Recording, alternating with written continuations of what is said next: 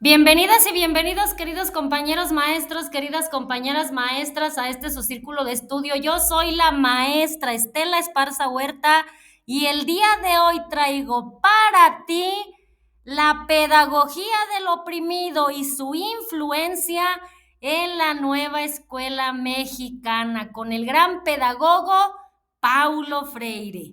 Acompáñame.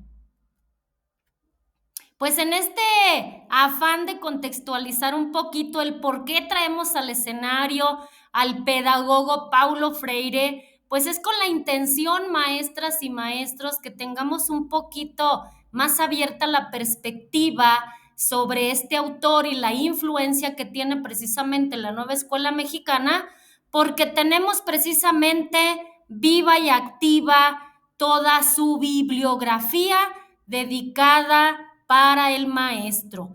Paulo Freire, uno de los pedagogos más influyentes del siglo XX, centró su obra en la educación como una herramienta, fíjense qué interesante, como una herramienta de liberación y transformación social. Es de lo que nos habla la nueva escuela mexicana y sus ideas principales giran en torno a la educación dialógica, a la concienciación y a la praxis, las cuales buscan precisamente empoderar, en este caso, a las niñas, niños, adolescentes y jóvenes de manera gradual para que sean sujetos activos en su propio aprendizaje y en la transformación de su realidad, de su propia comunidad, de sus contextos, pero también de su pensamiento.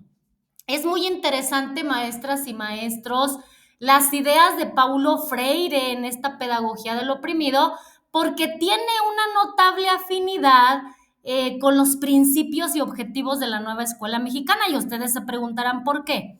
Porque el modelo educativo impulsado en México busca esa transformación de la educación y que sea un proceso más inclusivo, democrático y sobre todo centrado en el desarrollo integral de los estudiantes, lo cual coincide con muchos de los postulados de Paulo Freire. Y vamos a ver algunos de estos postulados y cómo inciden en la transformación de las niñas, niños, adolescentes y jóvenes para lograrlo.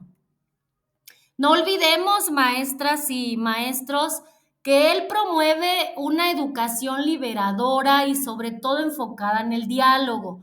Es muy importante aquí denotar que Freire critica la educación bancaria, donde el educador o el maestro solamente deposita conocimientos en el estudiante de manera pasiva. Pero en su lugar él propone una educación liberadora. ¿Basada en qué? En el diálogo entre el maestro y el alumno, donde ambos en ese feedback, en esa reciprocidad, pues aprenden juntos. Y este enfoque fomenta la reflexión crítica, la participación activa, lo que le permite a nuestros estudiantes cuestionar su propia realidad y sobre todo tener los elementos para transformarla. ¿Cómo vamos a incidir desde las aulas en esa transformación cerebral, maestros, o en esa transformación de la percepción? Pues el diálogo y la interacción social va a ser nuestro recurso primero. ¿Por qué? Porque queremos activar las áreas del cerebro que se relacionan, ojo aquí, con la empatía, con la comunicación efectiva con el otro, con el pensamiento crítico. Y ahí tenemos en el escenario la corteza prefrontal. Además, el aprendizaje colaborativo, donde uno aprende del otro, pues es muy significativo. ¿Por qué? Porque se fortalecen las conexiones neuronales, maestros, porque se promueve la neuroplasticidad y sobre todo facilita la adquisición de nuevos conocimientos y sobre todo de habilidades. Entonces, es muy importante, hablando propiamente de esa educación liberadora, donde el diálogo sea la base de ese proceso educativo y en este enfoque educador y educando, aprendemos juntos, al final de cuentas, en un proceso horizontal que fomenta de manera recíproca la reflexión, la acción. Y esta es una idea no solo que transforma la dinámica de nuestras aulas, sino que también tiene implicaciones profundas en la forma en la que entendemos la autoridad del maestro.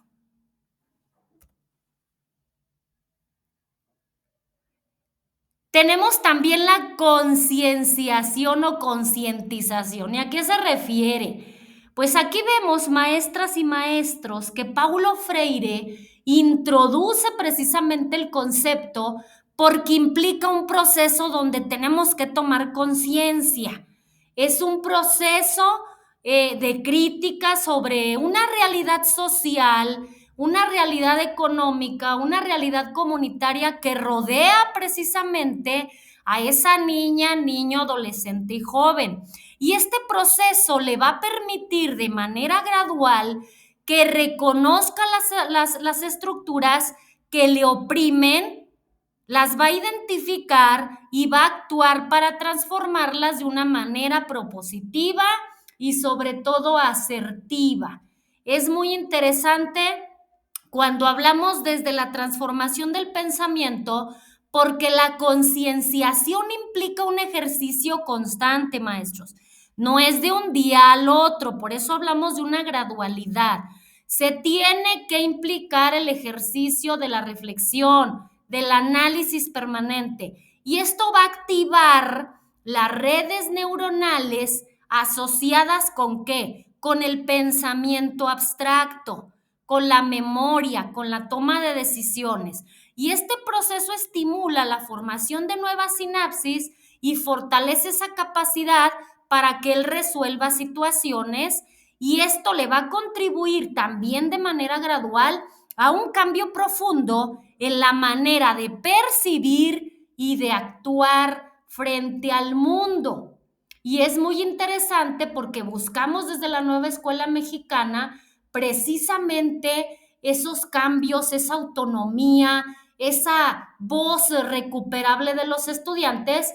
¿Para qué? Para que sean coherentes con el enfoque humanista de la nueva escuela mexicana, y lo que buscamos es empoderar a nuestros educandos para que sean capaces de pensar por sí mismos, para que puedan transformar sus comunidades. La praxis. ¿Y qué es la praxis, maestros y maestras? La praxis, vamos a ir directamente a la reflexión y a la acción. Aquí Paulo Freire nos habla precisamente de que la concienciación y la praxis son claves para esa liberación del pensamiento. O sea, él enfatiza la importancia de la praxis, que combina, es como si pusiéramos esos dos ingredientes en una receta súper fabulosa, combina la praxis con la reflexión crítica, con la acción transformadora. O sea, no basta con entender la realidad, ok, ya la entendí, ahora es necesario la actuación para cambiarla. Por eso todas las metodologías activas le apuestan a una transformación de pensamiento, de situación, de ideología, de perspectiva, y se le va permitiendo a los individuos ser agentes de cambio en ese pueblito, en esa comunidad, en ese barrio, en esa escuela, en ese estado, en ese país y, ¿por qué no?, en el mundo. Cuando hablamos precisamente de estas ideas de transformación, pues otro aspecto fundamental es precisamente a la toma de conciencia crítica de esa realidad social. Esa realidad que no puede ser neutral y que la educación tampoco es neutral. Entonces, a partir de la educación se sirve para que reconozcan todas esas estructuras y actúen para transformarlas. Entonces, la praxis, conjuntamente con la concienciación, nos da la pauta a realizar esa fusión, esa unión de reflexión y acción, y tenemos que ir más allá, tenemos que ir precisamente al llegar a esa justicia social de la cual nos habla la nueva escuela mexicana. ¿Cómo vamos a lograrlo desde la transformación de un pensamiento? La praxis o la práctica implica un ciclo constante, maestros. Un ciclo constante de aprendizaje y aplicación. Lo que aprendo, lo aplico. Lo que aprendo, lo aplico. Y esto refuerza las conexiones neuronales a través de ¿qué? De la experiencia que tengan nuestros niños en cada uno de los proyectos de las metodologías activas o sociocríticas. Y aquí la acción transformadora activa esas áreas del cerebro relacionadas con la motivación de cambiar, con la planificación y sobre todo con la ejecución de tareas, que ahí tenemos directamente la praxis. Como ese sistema límbico, también la corteza motora, y este proceso no solo consolida el aprendizaje, sino que también genera ese sentido de agencia y sobre todo de empoderamiento. Las ideas de Paulo Freire resultan muy interesantes, sobre todo cuando nos habla de esa educación liberadora, la concienciación y la praxis. No solamente buscan transformar la sociedad, sino la mente particular de cada niña, niño, adolescente y joven. Ahí radica lo realmente interesante. Y es muy importante porque buscamos una reestructuración cognitiva de nuestros estudiantes con un enfoque crítico, con un enfoque transformador, para que puedan ver más allá de lo que ven sus ojos. Vamos a ir al fomento del diálogo, de la reflexión crítica, de la acción. ¿Por qué? Porque vamos a estimular la neuroplasticidad y de esta manera se van a ir fortaleciendo también de manera gradual las capacidades cognitivas, los cambios de paradigmas, los cambios emocionales para enfrentar y transformar precisamente esa realidad. Y este enfoque holístico de la educación tiene un potencial. ¿Cuál es ese potencial? Generar cambios profundos, tanto a nivel individual como a nivel colectivo. Y es muy interesante porque las ideas de Paulo Freire se ajustan de manera significativa a las ideas de la nueva escuela mexicana porque se comparte esa visión de que la educación es un proceso liberador, liberador de pensamiento, liberador en la acción, liberador en ideas, perspectivas, y está centrado directamente en el estudiante. Por eso hablamos de un aprendizaje contextualizado a su propia realidad y que va orientado hacia esa justicia social. Entonces, la nueva escuela mexicana está construyendo, lo digo porque lo construyen cada niña, niño, adolescente y joven todos los días. Entonces, se está construyendo porque no solamente busca transmitir conocimientos, sino también formar ciudadanos críticos, autónomos y comprometidos con esa transformación primero individual y luego colectiva. Entonces, en este sentido, el legado de Freire sigue siendo una fuente de inspiración para la educación en México. El libro más influyente de Paulo Freire es La pedagogía del oprimido, que se publica en 1968, y esta obra es considerada un clásico de la pedagogía crítica y ha tenido un impacto profundo en la educación, en la filosofía, en las ciencias sociales, en todo el mundo. ¿Y por qué es tan influyente? Porque se da una crítica de la educación tradicional. Aquí Freire cuestiona el modelo de educación bancaria donde el estudiante solamente recibe de manera pasiva conocimientos, pero no hay crítica, no hay reflexión, no hay libres pensadores. Entonces, en su lugar, propone un modelo dialógico y participativo que empodera a cada niña, niño, adolescente y joven. La educación como herramienta de liberación. el libro plantea como tal que la educación no debe ser neutral, sino que debe servir para tomar conciencia de una situación y cambiar esa situación, y ahí es donde se da precisamente la liberación, en el cambio. ¿Cuáles son los conceptos clave? Pues aquí introduce ideas fundamentales como la concienciación, o sea, tomar conciencia crítica de una realidad, la praxis, que es la reflexión, y la acción transformadora, y el diálogo como esa base del proceso educativo. ¿Cuál es el impacto? Pues que la pedagogía del oprimido ha inspirado movimientos sociales, reformas educativas y prácticas en América Latina, y su enfoque ha sido aplicado no solamente en escuelas, sino en contextos comunitarios y como una forma de pensar. La relevancia actual, pues a pesar de que ha sido escrito en la década de 1960, muy particularmente en el 68, pues el libro sigue siendo relevante hoy en día, maestros. ¿Por qué?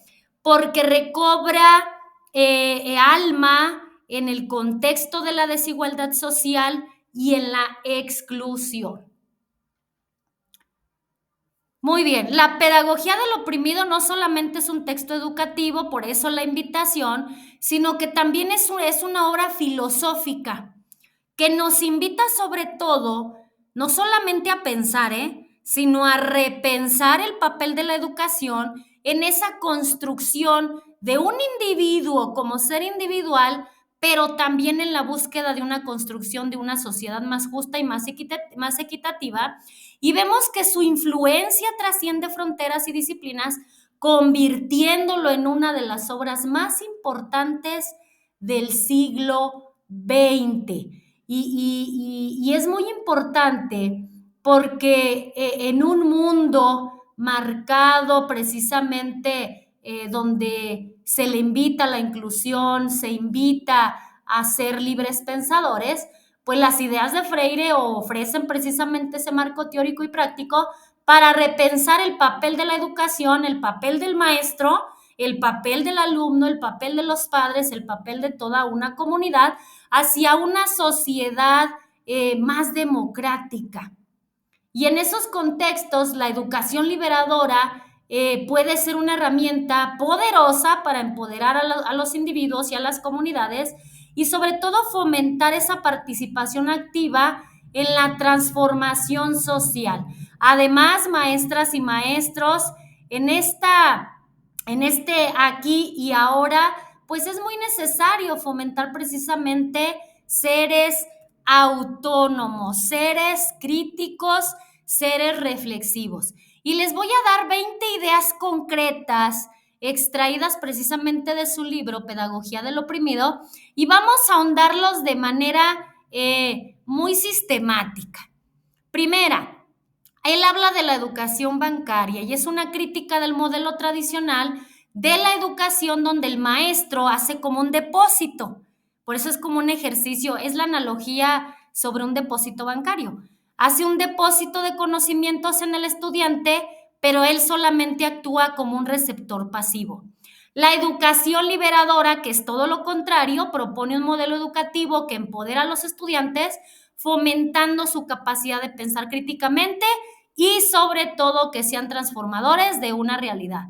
Habla del diálogo, pero nos dice muy puntualmente que la educación debe ser basada en el diálogo, que haya un clima de confianza, un feedback retroalimentativo entre el maestro y el alumno, y donde ambos se abran a aprender juntos, a descubrir juntos, a transformarse juntos en ese proceso horizontal.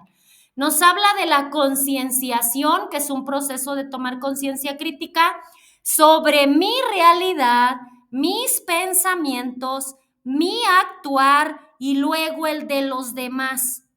Y así voy a entender mi realidad y la realidad del otro de manera conjunta con todos sus esquemas. Nos habla de la praxis, que es la unión entre la reflexión y la acción, pero no basta nada más con entender la realidad, porque entonces nos quedaríamos a la mitad del vaso, no llenaríamos el vaso completo. Tenemos que entender la realidad y ese ya es un proceso abstracto, muy benevolente que tiene cada ser humano, pero es necesario llegar a la práctica para poder transformarnos y transformar la realidad. Habla de opresores y oprimidos y aquí analiza la dinámica del poder entre quienes oprimen y entre quienes son oprimidos y cómo esta relación afecta la conciencia de los dos. Aquí es un ejercicio muy interesante.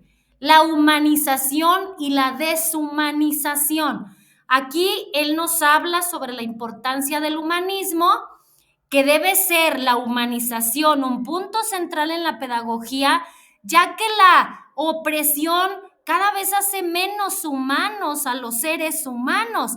Entonces, la nueva escuela mexicana busca precisamente el humanismo como el ingrediente primordial en este marco curricular. La educación como un acto político. La educación nunca es neutral, siempre tiene esa dimensión, ya que ya sea para mantener un estatus o para liberar.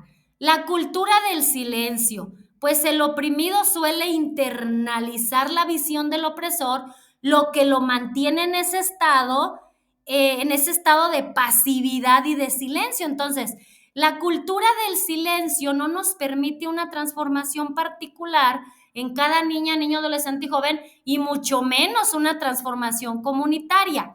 Una alfabetización crítica. La alfabetización no debe limitarse a enseñar a leer y escribir, sino a desarrollar una comprensión crítica del mundo. Y es muy interesante, maestras y maestros, ¿por qué? Porque instar precisamente en esa transformación nos lleva al fomento de la autonomía y de esa capacidad crítica que tenemos que desarrollar en nuestros estudiantes. También nos habla del temor a la libertad. ¿Quién tiene temor a la libertad? El oprimido. Puede que haya temor a la libertad porque le resulta desconocida, porque prefiere estar en esa zona y porque internaliza la mentalidad del opresor. Educador, educando y educando, educador. Hay que romper con la jerarquía tradicional de la enseñanza. Vamos a proponer que ambos roles son intercambiables, que ambos roles nos dan la oportunidad de aprender en ese proceso.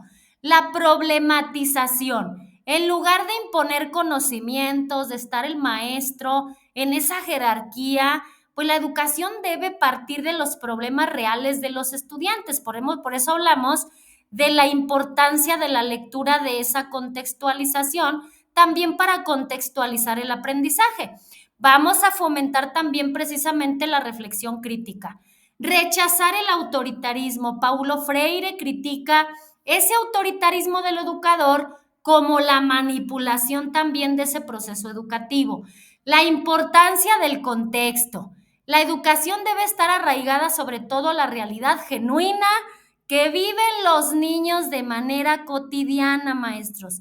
Ahí llegamos a la praxis, porque la realidad concreta de los estudiantes es distinta, no solamente en esas abstracciones alejadas de su vida cotidiana, sino ir directamente al corazón, donde él se relaciona, donde él piensa, donde él tiene influencia con los saberes comunitarios.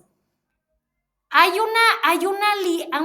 una lucha contra la alienación, pero desde el punto de vista de que la educación debe ayudarlos a superar esa alienación, que recuperen su voz y sobre todo su capacidad para actuar. El amor y la humildad, pues el diálogo educativo requiere empatía, requiere amor basado en el humanismo, la humildad hacia el otro, el respeto mutuo entre el maestro y el alumno. Y estas ideas, maestras y maestros, reflejan el núcleo precisamente de la propuesta de Paulo Freire en su idea de la pedagogía del oprimido, donde la educación se concibe como ese instrumento de liberación, esa estafeta y empodera para construir una sociedad más democrática, más justa y más equitativa. Cuando nos habla de una educación para la autonomía, pues al final de cuentas el objetivo final, maestras y maestros, es que la educación que brindemos se convierta o convirtamos a esas niñas, niños, adolescentes y jóvenes en sujetos autónomos y capaces de transformar esa realidad. Critica el asistencialismo. ¿Por qué? Porque Paulo Freire rechaza precisamente este tipo de prácticas que mantienen bajo una posición de dependencia.